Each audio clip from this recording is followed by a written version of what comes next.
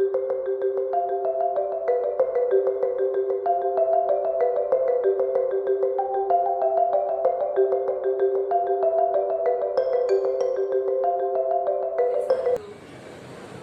wawancara sekolah. Ini Bapak, ada yang perlu saya tanyakan. Yang pertama, selama ini Bapak menjadi kepala sekolah di UPT SDN 55 Gresik, bagaimana Bapak dapat mengidentifikasi kasus-kasus yang merupakan dilema etika atau bujukan moral? Terima kasih Bu Dasi. Yang pertama yakni dengan mempelajari dan menyimpulkan kasus yang terjadi. Selanjutnya kesimpulan itu dapat digunakan sebagai bahan untuk menindaklanjuti pengambilan keputusan baik yang berkaitan dengan dilema etika maupun bujukan moral. Nah, dilema etika dan bujukan moral ini merupakan dua masalah yang sering dialami dalam proses pengambilan keputusan.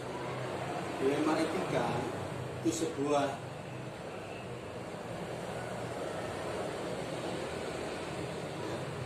strategi di mana keduanya sebuah situasi di mana keduanya benar, namun bertentangan dalam pengambilan keputusan. Dilema etika itu benar dan benar. Kemudian kalau bujukan moral itu situasi ketika seseorang dihadapkan pada benar salah ketika mengambil keputusan, jadi benar dan salah. Dalam mengambil keputusan kedua tersebut antara dilema etika dan bujukan moral yang lebih susah itu dilema etika. Dilema etika ini ada hubungannya dengan kecintaan, kemudian barangkali kebenaran. Tetapi untuk yang dilema bujukan moral itu kita mudah untuk Tadi sudah dijelaskan Bapak bahwasanya dalam pengambilan keputusan di sekolah ada dua nih Bapak, dilema etika dan bujukan moral. Kemudian terutama ini Bapak, pada kasus-kasus di mana dua kepentingan ini sama-sama benar, saling ini ada sebuah pendapat. Nah, pendapat yang memiliki kebenaran yang sama, tetapi dalam mengambil keputusan tersebut ini mengandung nilai kebajikan. Nah, nilai kebajikan yang terkandung di dalam nilai ini, bujukan moral ataupun dilema etika ini yang bagaimana Bapak? Ya, jadi saya berpedoman pada 3 prinsip cara berpikir dalam pengambilan keputusan. Yang pertama berbasis hasil analisis. Kemudian yang kedua peraturan. Kemudian yang keempat rasa berpikir.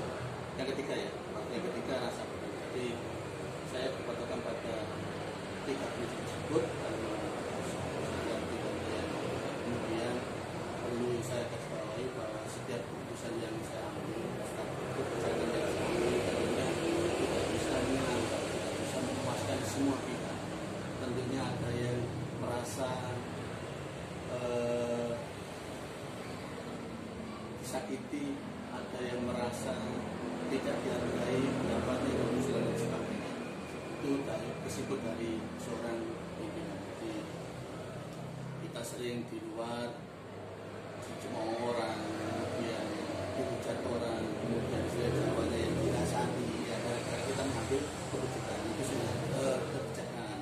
Itu merupakan suatu risiko sebagai seorang pimpinan. Tapi kita tersebut insya Allah semuanya akan mengingat sekolah kita ini sekolah besar ya Pak. Betul. Banyak gurunya, Betul. banyak wali muridnya juga. Betul. Pasti berbagai macam pendapat nantinya pasti akan muncul. Kalau di rumah saja punya 2 anak saja, satu diberikan ini, satu tentunya ini, kemudian kita belum tentu bisa menyenangkan keduanya. Apalagi kita dalam sejak besar di sekolah yang begitu besar, tenaga-tenaga, kemudian ada karyawan dan sebagainya, kemudian muridnya juga besar, wali muridnya juga banyak. Nah, tentu tentunya saya tidak bisa mengambil keputusan kemudian menyenangkan semua senang, tidak bisa. Pasti ada satu dua yang merasa tidak enak dengan keputusan itu. Tapi kita berdasarkan musyawarah mufakat, kemudian dapat yang sekiranya masuk di akal, kemudian juga saya komunikasikan dengan atasan saya. Bapak, selanjutnya langkah-langkah atau prosedur seperti apa yang biasa Bapak lakukan selama ini? Yang pertama, kita analisis usaha tersebut, kemudian kita kaji baik buruknya. Seandainya banyak manfaatnya, banyak baiknya, itu sebagai dasar kita mengambil keputusan. Tapi kalau nanti dilihat dari banyak buruknya, banyak menimbulkan masalah, insya Allah nanti kita akan saya tuliskan. Memang dalam mengambil keputusan harus banyak sekali pertimbangan, Bapak ya. Banyak sekali pertimbangan. Ya, tadi kembali, saya yakin kita semuanya senang. Selanjutnya, hal-hal apa saja yang selama ini Bapak anggap efektif dalam pengambilan keputusan pada kasus-kasus dilema etika? Pada kasus dilema etika benar-benar ya, saya tentunya dalam mengambil keputusan dalam mengingat hal yang besar. Kalau seandainya nanti semuanya itu menginginkan kebaikan, kemudian saya kira itu benar, dan kemudian bermanfaatnya untuk kebaikan semua, kemudian untuk kemajuan lembaga yang Selanjutnya ada pertanyaan ini, mohon maaf Bapak ya. Hal-hal apa saja yang selama ini merupakan tantangan dalam pengambilan keputusan pada kasus-kasus dilema etika?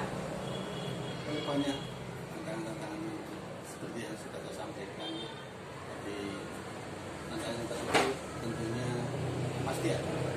Dan misalnya saya memutuskan sesuatu, pasti ada tantangan. Tantangan itu bisa berupa saya dihujat, saya dimarahi, kemudian saya diintimidasi, kemudian saya dilakukan kepemimpinan saya itu memang yang penting kita berjalan di atas yang Selanjutnya, apakah Bapak memiliki sebuah tata kala atau jadwal tertentu dalam sebuah penyelesaian kasus dilema etika? Apakah Bapak langsung menyelesaikan di tempat waktu itu juga, atau memiliki sebuah jadwal untuk menyelesaikannya dalam bentuk prosedur seperti apa? rangka penyelesaian kasus itu melihat kasusnya ringan, sedang atau berat. Kalau memang kasusnya itu ringan ya kita selesaikan pada saat itu. Tapi kalau kasus itu berat, saya akan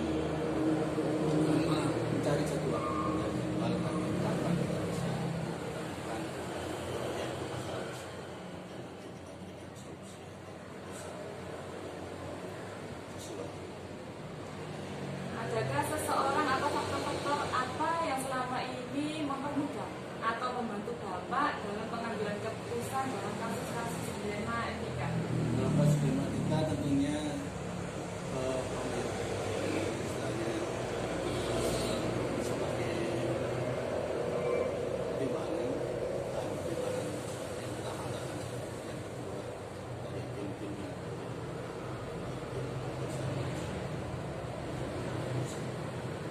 Dari semua hal yang telah disampaikan oleh Bapak tadi, pembelajaran apa yang dapat Bapak petik dari pengalaman Bapak mengambil keputusan dilema etika? ya, jadi untuk urusan dilema etika ini karena sama-sama benarnya ya, sama-sama benarnya. Dalam dunia tentunya banyak kemudian saya lagi itu kalau kita memang sudah menuju pada menjadi sesuai dengan kebijakan dari atasan, saya yakin tidak ada yang salah.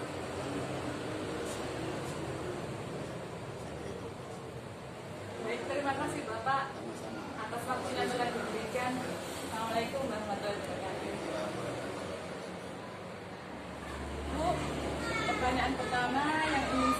diajukan, yakni selama ini bagaimana Ibu dalam mengidentifikasi kasus-kasus yang merupakan dilema etika atau rujukan moral.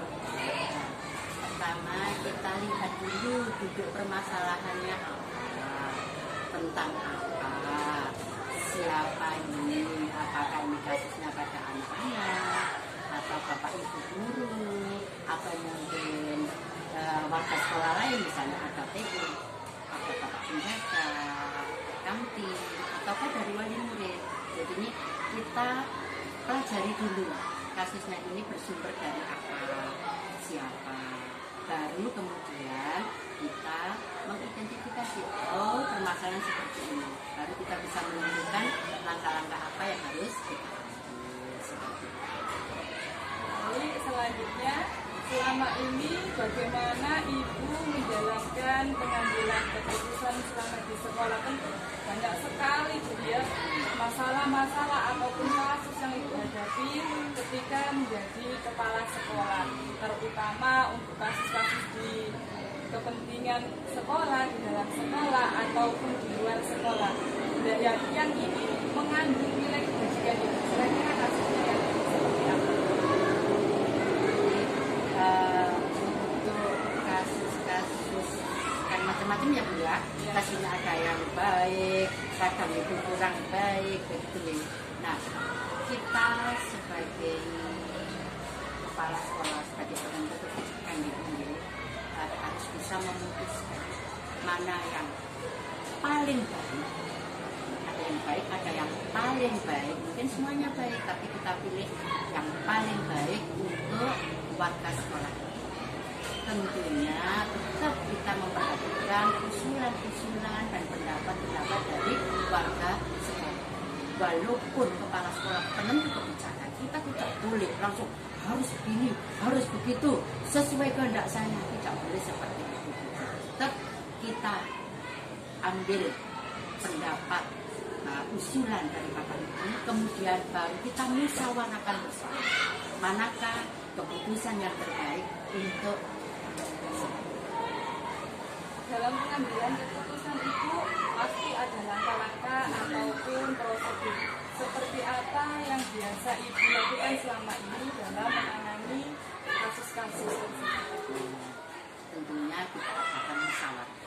Kita undang Bapak Ibu guru. Nah, ini sesuai kasusnya. Kalau misalnya ini berhubungan Bapak Ibu guru, kita undang rapat sama dengan Bapak Ibu. Kita sampaikan permasalahannya seperti ini Bapak Ibu. Nah, ini harus kita atasi bersama. Bukan hanya tugas dari kepala sekolah, tapi tugas kita bersama mengatasi hal ini. Kita sampaikan permasalahan seperti ini, kita minta pendapat dari Bapak Ibu guru, usulan itu kita bahas bersama, lalu kita putuskan. Kalau memang itu permasalahannya dari wali murid, ya kita undang dari Bapak Ibu wali murid, misalnya melalui paguyubannya, perwakilan dari masing-masing kelas kita undang, kita ajak duduk bersama, kita ajak ngomong, Bapak Ibu di sekolah ada permasalahan seperti ini. Nah, ini monggo kita pecahkan bersama, biar apa, kerjasama antara sekolah dan wali murid itu tetap terjalin, sehingga apa yang kita harapkan untuk meningkatkan mutu pendidikan di sekolah itu bisa terwujud.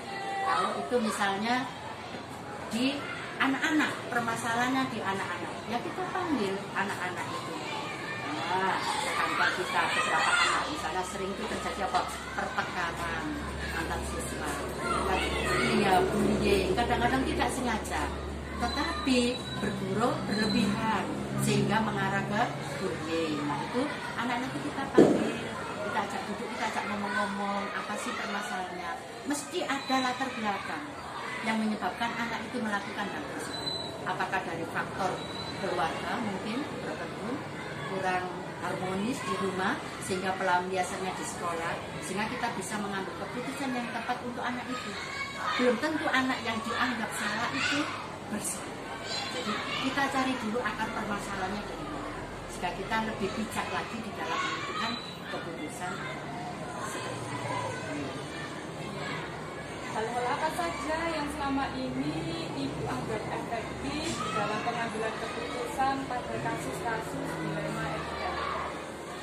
yang paling efektif adalah itu tadi, ajak musyawarah, kita ngomong bersama, kita duduk bersama sehingga semuanya mendengar. Kalau misalnya yang melakukan kesalahan satu, kita panggil satu, kita ajak ngomong, yang lainnya tidak, nanti akan timbul permasalahan yang sama dengan bapak ibu guru yang lain gitu.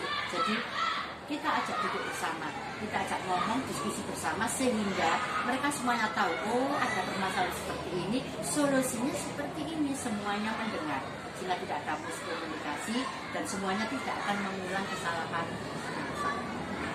Memang segala sesuatu kalau kita bicarakan secara musyawarah diskusi itu akan lebih enak. Untuk selama ini ibu merupakan banyak sekali kasus, tak lupa juga ibu pasti memiliki tantangan-tantangan tersendiri dalam pengambilan keputusan. Kira-kira ada kasus dilema etika yang mana ibu? Ya, biasanya itu tentang etika dari bapak ibu guru, soal pakaian, seragam. Kadang-kadang kita sedikit ada pertentangan antara yang patuh pada aturan dan antara yang menyesuaikan perkembangan zaman. Nah, ini apa ini? Nah, ini yang merupakan tantangan bagi kita. Bagaimana kita bisa menyelesaikan masalah antara dua tadi, satu berdasarkan aturan, satu berdasarkan perkembangan zaman. Nah, ini pandai-pandainya kita bagaimana menyampaikan kepada bapak ibu guru. Yang kita utamakan adalah berdasarkan aturan, karena kita pendidik harus bisa memberikan contoh kepada anak-anak kita. Jadi paling tidak anak-anak kita suruh patuh pada tata tertib sekolah, ya bapak ibu gurunya harus patuh pada aturan sekolah. Untuk perkembangan zaman monggo, tetapi kita sesuaikan. Misal mode jilbab dan sebagainya, kan ada waktu tertentu, misalnya pas kegiatan peringatan Hari Besar Agama, pakai busana muslim, silakan sesuai perkembangan zaman, pakai jilbab yang kembang-kembang, model-model dan sebagainya. Tapi ketika kita pakai seragam dinas, gunakanlah jilbab yang sesuai dengan aturan seperti itu. Balik lagi kepada seorang pendidik ya Bu ya, bulan menjadi tauladan bagi anak-anak.